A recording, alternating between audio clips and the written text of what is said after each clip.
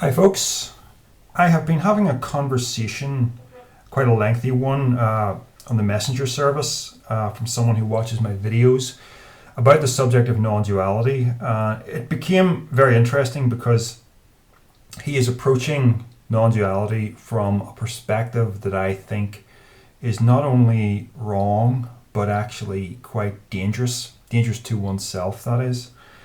I'm going to jump in and maybe read a couple of things that he said and talk about some of my responses and see where this goes, because non-duality, it's the cornerstone of my whole channel. It's what it's about. It's my own personal philosophy. It has been massively life enriching over the past 9 years or so since I first came across it. But there are some things you just can't do with it. It's not a fix-all for all of life's problems, not by a long shot. Anyway, I hope this guy, he's probably watching. I'll keep your name anonymous. And I hope you don't mind me using your comments. There's nothing terribly personal in here. I'm assuming it's okay. And it may be quite interesting for all of us to see what happens in the comments section and see if we can all kind of learn something maybe. Anyway, he jumped in at one point after he said, I experienced the crisis you warned me about. Although it doesn't change my ideas about non-duality and awakening, I regret having not looked at the reality of duality, and my life has consequently suffered. I found that very interesting. I actually don't know what the crisis that I warned him of was. It must have been somewhere other than the messenger service. It must have been on a Facebook post somewhere or a YouTube video.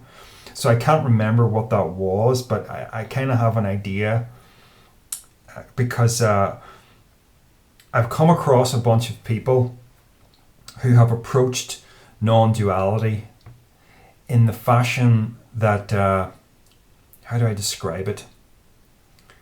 It's basically like this: you are not your mind. That would be one way it can be expressed. Not really. You are your mind. You are your mind and you are everything else. You're the universe, right? You don't get to negate the mind. This is where I differ from this view. You don't get to negate what's going on with the mind. But the thing about it is, it's true to say you're not the mind in the sense that the mind is not an entity. Consciousness itself flows. We've talked about this in previous videos.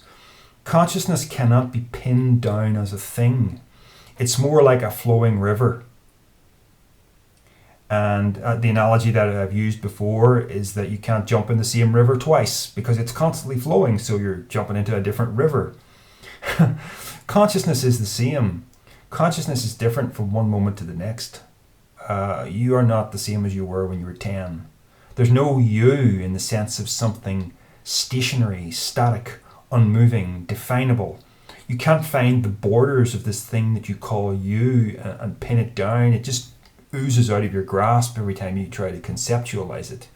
You can use words like mind and soul as if those mean something, but when you truly examine those words, they're pointing to something unreal.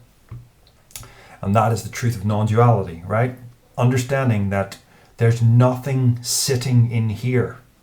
Consciousness flows through this aperture, but there's no entity called consciousness, right?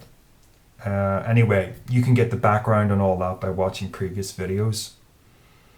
So you can say you are not your mind in the sense that the mind isn't real.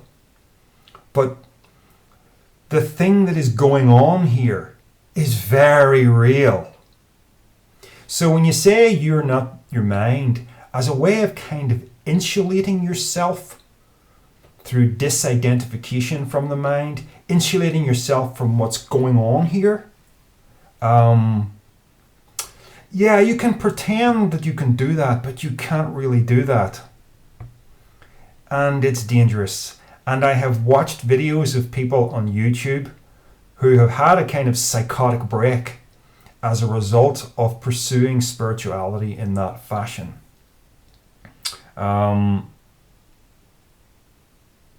what was the guy called? The trouble is he made a load of rants, and they were really great, and I wish he kept them on YouTube, but he took them down.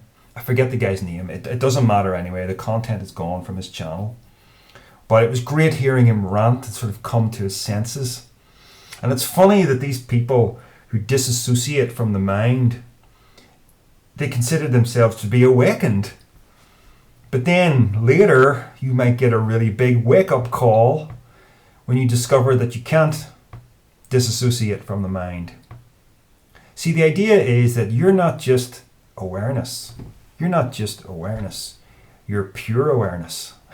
What does that mean? Is this the unpure awareness? And pure awareness is somewhere else? No. This is an invented idea. So what you can do is, it's something. I think it's really just a mental trick. I do. And here's kind of how it works. You understand that there's nothing here. So you can become a kind of observer of your own mental activity. And this is something that is kind of useful, and it's something that may occur if you practice meditation, where you realize that the mind, one of the things that happens when you meditate is that you realize that the mind, the so-called mind, is this raging cacophony of thoughts and feelings that you maybe don't have as much control over as you thought you did.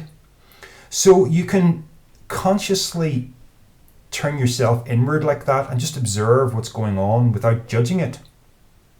So the mind can be going through all kinds of suffering, but you as the conscious observer, having redefined yourself as the ground of being, as pure awareness, you get to see it from afar. So you get to say, my true nature cannot be touched. You see? But it's a trick. It's a trick, and I think it comes out of these language concepts we try to attach to all this, because the simple facts of the matter is that awareness, the ground of being, is being channeled through this aperture, and it feels keenly everything that this body-mind construct, everything that this aperture is going through. It feels it intimately. And I tried to use an example with the guy who was writing to me, and I said, and it's a horrible example, but I think you kind of sometimes need to try and shock these people, is, imagine a child who's being violently raped every night by an unscrupulous parent, right? That is happening somewhere right now. 7.5 billion people, you can be sure that is happening somewhere right now to somebody, right? What good is it? What good is the truth of non-duality? What good is it to that child to say, your true nature cannot be moved, your true nature cannot be disturbed by anything because you are pure awareness, you are the ground of being, you are not your mind. And the point I was just making was that suffering matters, right? It matters.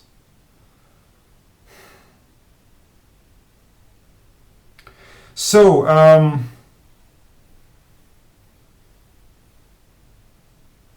where do we go from here? I'm just going to take a quick look through some of the comments here that he said and that I said, and see if we can go somewhere with this. Yeah, this is why I can't watch people like Lisa Kearns without getting angry. Lisa Kearns is a spiritual teacher doing the whole non-duality thing. I would watch her videos and then I would get angry, and I'd be asking myself, is it something wrong with me here? Why does she make me so angry? And it's that she makes these grand claims along these lines of having no sense of identity as Lisa Kearns. She's the ground of being. She's not Lisa Kearns. Lisa Kearns is just what's happening. And she gave a piece of advice to somebody one time on her YouTube channel, which was along the lines of this disidentification. I can't remember the exact context, but I think it was something to do with a woman who was going through a breakup. from her partner, and she was suffering greatly as a result. And Lisa's advice to her is, there's no one there. Who is this that is suffering? There's no one there. Come to the realization that no one is there.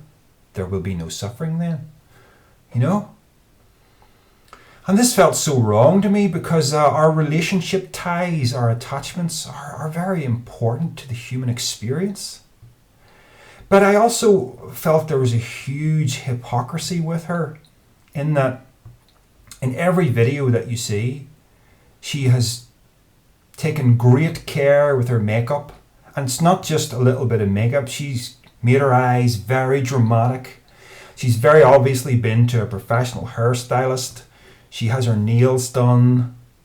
All of those things are happening because consciousness is perceiving itself as a body, and it wishes to be perceived as beautiful by the people perceiving. Yeah? So do you not think if you really deeply defined yourself as pure awareness to the point where you had no identification, no sense of identification as an individual, why would those activities be happening? Because pure awareness would say, doesn't matter to me whether people think I'm beautiful. I won't bother putting the makeup on. That's what should happen. But the opposite happens. So there's a huge hypocrisy here. You know, I was about to make this video earlier, and I realized that I hadn't shaved. So I actually shaved before I turned the camera on. You see? Because regardless of the fact that I'm the universe, the human experience of being Darrell Sloan matters. You see? I mean, to give you another example that's a little bit maybe more personal, I'm not going to go into detail, but over the past week, I did something that I consider unethical, and I felt the ramifications of that inside myself. I'm talking about guilt. I'm talking about self-hatred and anger. Feelings of having let myself down. And you know what? I'm supposed to own that. I'm not supposed to be able to say, oh, I see that the action figure Darrell Sloan is having a bad time. He made a bad choice, and now his mind is suffering the consequences. But I am unmoved. I am pure awareness. I am not Darrell Sloan. I don't get to do that.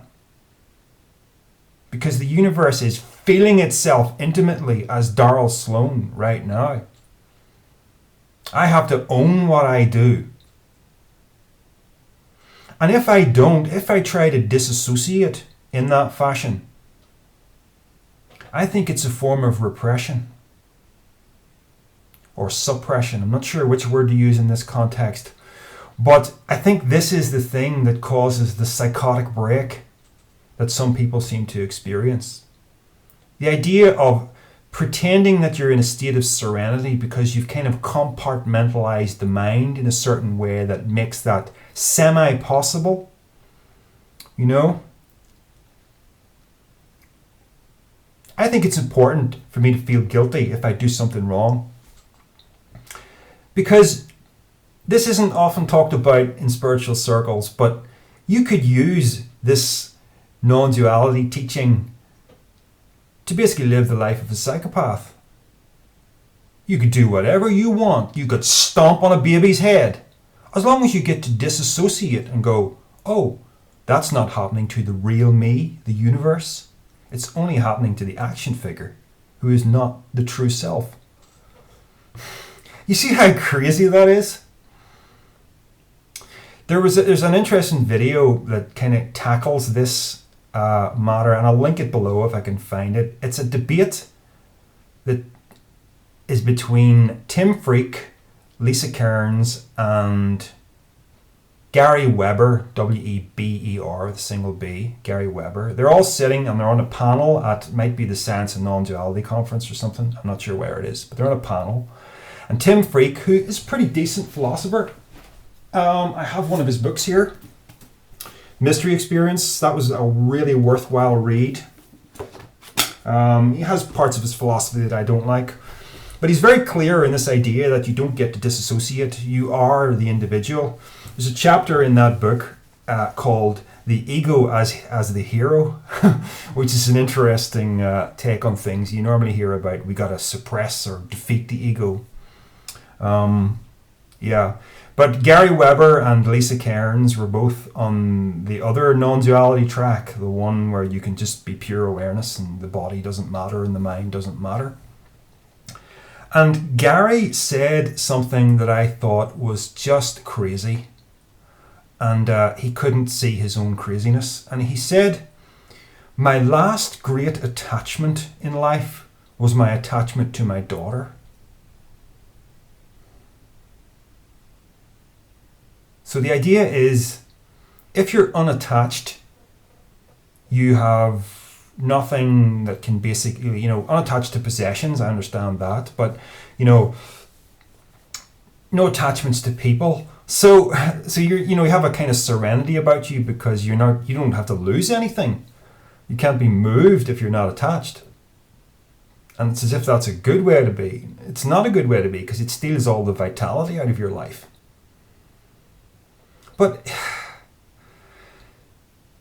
it's so hard to argue against people who say these things. But so if you're not attached to your daughter, that means if your daughter suddenly dies in a car wreck, that's like a stranger dying. Oh, my daughter died in a car wreck. I'm sorry to hear that.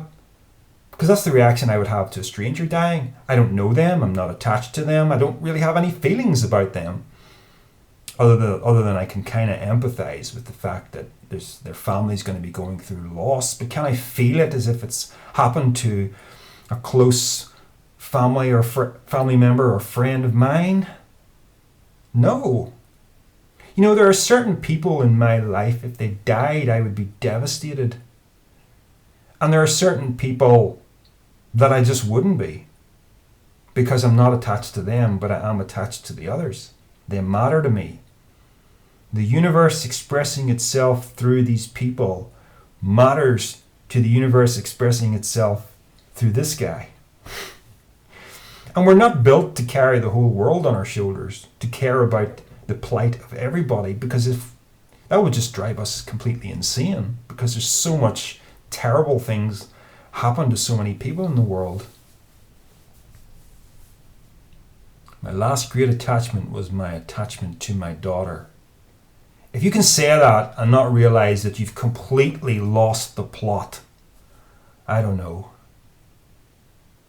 So why do people want non-duality in this sort of disassociated fashion? And the guy that I was having this conversation with said something I think that was very telling. He said, "I don't like not being in control." So it's a way of getting control over, I suppose, one's unruly mind and emotions.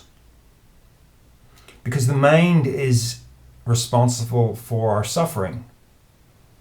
I mean, I know that intimately. I really do. I suffer in ways that some other people maybe don't. Because there's some faulty wiring up here. There is. And I got to deal with that. But I persevere. Because the game is worth the candle. The game of life.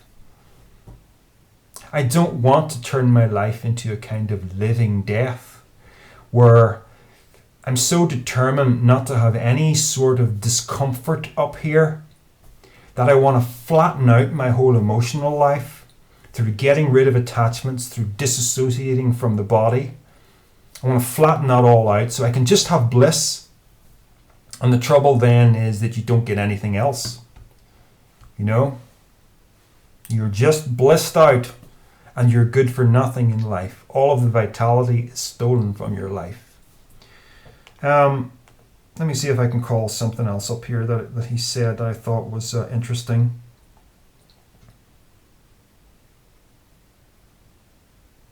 Okay, when he said about that thing, I experienced the crisis you warned me about. I said, can you elaborate? I'm curious to know what happened. And he said, yes, over the course of a year, my interests in all activities in life were replaced with an obsession of contemplating non-duality, inquiring to the nature of consciousness, and to see through the illusions of dualistic reality. Studying Java was put off to watch Rupert Spira videos. That's another guy I don't really like. Cleaning my apartment was put off to get high and meditate on the present moment. Personal growth was seen to be a joke in comparison to ultimate reality. I still hold these non-dual conceptions of reality and see egoic activities as an unreal game. But the other day I looked around my apartment at all these old interests and realized I've been mentally absent for a year and regret not attending to simple practical life. So I saw this and I felt he's getting back on track here. But we've had more conversations since then, and it seems he's pulling back in the other direction again, unfortunately. So people do it because they want this peace. It's a high cost. And it's also an illusion. Because let me make a bit of a comparison here from my Christian days. As a Christian, I believed that my life was being guided by a loving God, that nothing could happen to me unless it was willed by this God for my benefit, possibly my spiritual growth. So bad things that happened to me always had a reason behind them. Now there's great comfort in that, because you see your life at the center of a cosmic drama, and because nothing that ever happens to you is ever regarded as an accident. Even things that don't make sense, you trust that God has a plan. So the psychological effect of that was very good in the sense that it provided a great deal of comfort in life. A comfort that is now totally absent, because I believe that anything can happen to me now, that my life is not guided in any way. And I hate it when people in the non-duality path say things like, maybe this is what the universe was trying to teach me. No. Go and sit down in front of some car accident compilation on YouTube or something and really learn that anything can happen to anybody. Nobody is in charge of your life. Let go of that. You're not special. I'm not special, right? Other than being the universe is special. But each of its individual expressions, manifestations, they're not special. They are absolutely dispensable, disposable, right? Anyway, I'm getting sidetracked here. Losing my train of thought. Yeah, this whole thing, I got comfort from that belief. But that belief, the veracity, the truthfulness of that belief did not hinge upon the kind of comfort that it gave me, right? It's not true because it makes me feel good. So I want to apply that same understanding to non-duality. If you're in a blissed out state because you're thinking about non-duality and conceptualizing it in those erroneous terms, the fact that you're enjoying the bliss isn't a signpost that the way you're dealing with this is true. You see? We need better objective grounds for determining truth than the feeling inside you, than the absence of turmoil. And I really have to say this because it's true. This is basically spirituality for bored, affluent Western people who aren't really facing any suffering.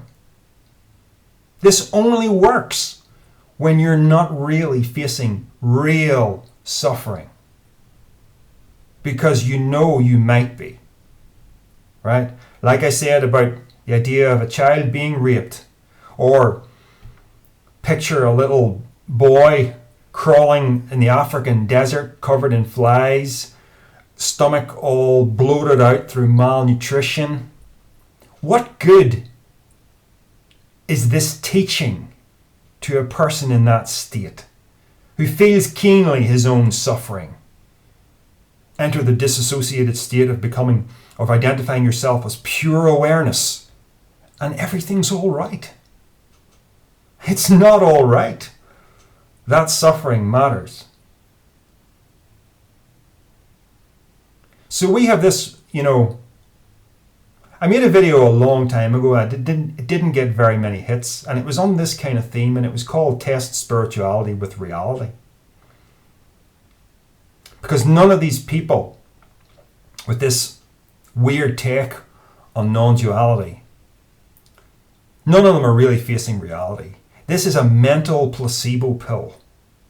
This doesn't work, and it's dangerous. Okay, I think I've got everything off my chest that I wanted to. Or maybe you disagree. Anyway, let's see what happens.